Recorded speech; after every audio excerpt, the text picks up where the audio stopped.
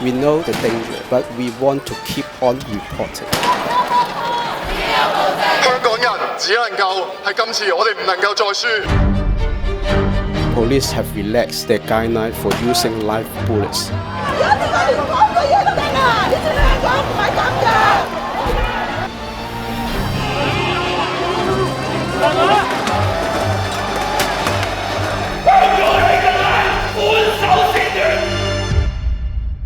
如果我哋嘅社會我哋唔自己守護翻嘅話，我諗冇人會話我哋去做唔知道。